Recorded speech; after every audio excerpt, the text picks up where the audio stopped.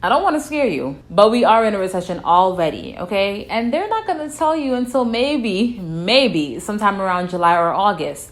But you found me, and I'm going to tell you right now because I love you. Let's talk about the technical definition of a recession, specifically kind of honing in on that GDP word, which they kind of throw around. I guess it's an acronym. The GDP acronym that they always throw around. We're going to kind of take a deep dive into that. And once I go over that, you will see why they pretty much have to give us either another stimulus package or another tax cut, because we can see GDP in the toilet for a while if they don't. So please be sure to stick around for all that and more. It's Crystal with the Cash Compass.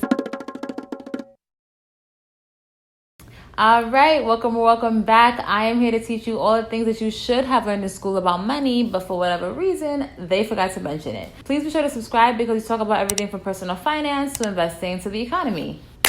Let's get into it. So let's define a recession in technical terms. And a recession is defined as 2 consecutive quarters of negative GDP growth.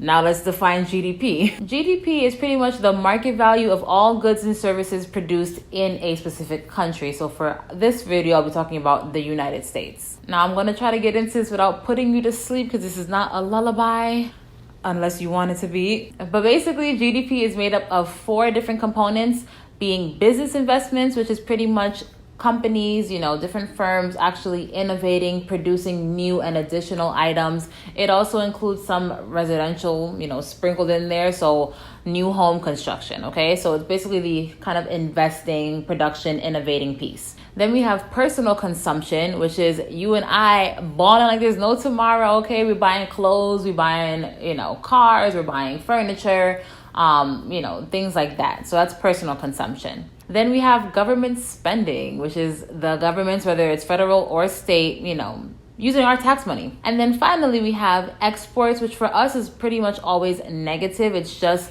what we, ship out to other countries subtracted by what comes into our country. So for the United States in particular, we import more than we export, and it's been like that for decades. So let's look at a chart that will kind of summarize the data that we have for GDP.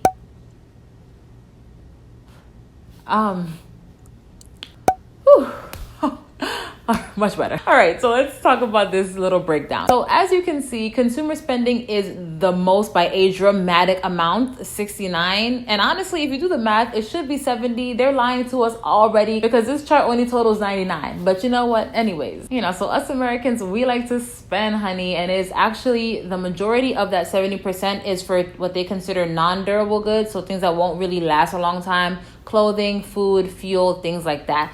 Durable goods are more, bigger purchases like furniture and cars and things of that nature. So we actually spend more money on, our Starbucks coffees, all these other different retailers. We're spending a lot of money in, the clothing like that. Mind you, it doesn't even have to be actual money. We can be spending it on credit cards, which I would hardly consider growth, right? If you're maxing out your credit card, do you think you are growing? No, I think you're actually going in reverse. But for the purposes of GDP, even if you buy those clothes on a credit card, that's growth, okay? That's American growth. Now you can see business investments are almost equal with government spending, which to me is kind of nuts, right? I think that a true, really healthy economy would thrive off of innovating and manufacturing, right? I would like to see maybe the personal consumption flipped, maybe not flipped, but maybe a little bit more of an equilibrium between those two, because we obviously are consuming a lot, but it's not a lot of our things. So we don't have a lot of innovation. The innovation is coming from other countries and we're just kind of like paying to bring that in. Not the best thing, in my opinion, of course. If we were the ones constructing all of our items and innovating and kind of creating all these new products, well then we would have more nationalization of our economy. Whereas right now, it kind of depends on what's going on in other countries, right? So if other countries are doing bad, aka this situation that happened popped out of China and boom, now a lot of people can't get what they're supposed to be getting, right? So it makes us more dependent and more vulnerable to other countries, and I feel that way about any country. But anyway, I'm going on a tangent. So then government spending, again, pretty much equal to business spending, but it's important to note that of the federal income taxes that we actually pay, 60% of it goes to the military, and as we've seen in the past week, they're well funded. I work really hard. I don't really know that I love the idea of 60% of our money going towards the military. Some argue that our dollar is backed by the military, because if you do try to pull away from the dollar, the United States might come over there and handle you, So, I don't know. But at any rate, it's pretty high. And like I said, because we import so much of our things, we are not as innovative as we used to be. We do not manufacture a lot of things like we used to do. So because of that, our exports are always less than our imports. Let's bring everything in with the recession and all that. So basically in March, we already had our first quarter of negative growth. Mind you, the pandemic was declared on March 13th, okay? And the quarter ended March 30th. So all hell broke loose within those 17 days. So imagine the next quarter, which is April, May, and June. There's no way that number is positive, okay? There is no way that number is positive, even after the government threw in $3 trillion of stimulus.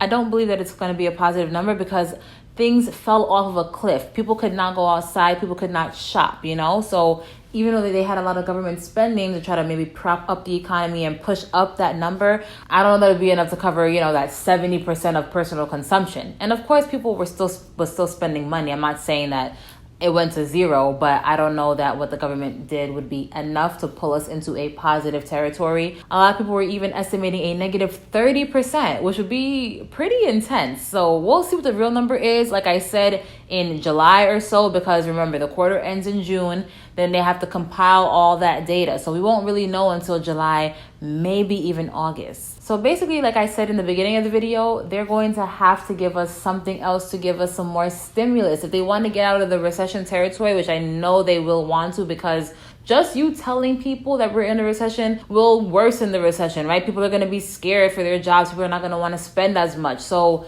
they try to keep things kind of on the down low until they absolutely have to come out and say it. And I think that they're going to want to pull us out of this as fast as they can. We know for sure that things are not opening up as, back to normal. Things are opening up at 50% capacity. So there's only 50% of the people that we actually need. So unemployment will still be there. People are not going to be spending as much. So that 70% chunk that we had of GDP will not be as strong. Okay, business investments will be the same. Okay, these people are in the business to make money. If they see that nobody is buying things and things are coming to a halt, well, they're going to also decrease their investment spending. Maybe they'll have some stimulus from the government and that'll motivate them. But a lot of people are going to just kind of wait off and try to protect their pockets as much as they can. So that basically just leaves the government, because we already know we import a lot of things, and you can't just necessarily just, throw a factory together and start building stuff, right? That would take a lot of time. So we know the import number is also going to have to be negative.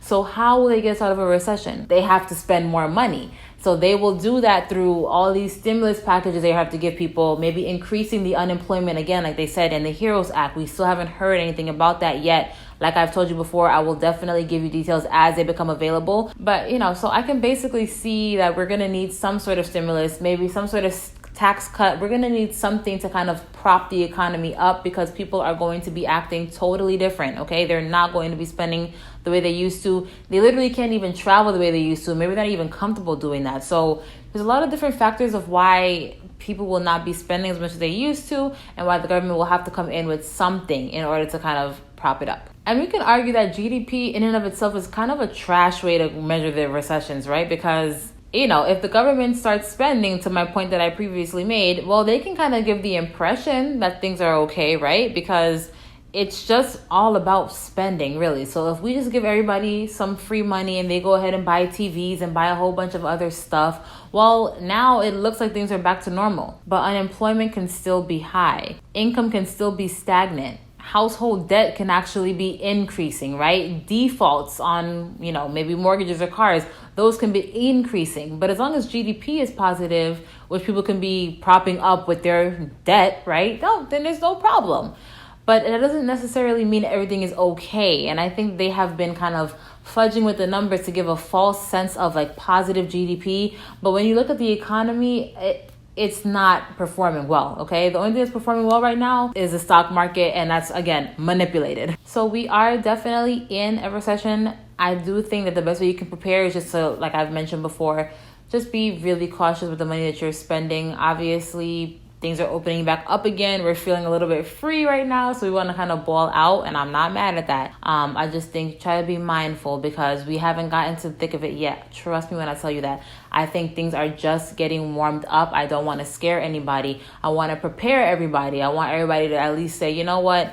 I'm going to just save a little bit more right now because I really don't know what's going to happen. I'm going to keep an eye on the economy. I'm going to be watching for July, August, what happens, because once that is announced, the sentiment will definitely change.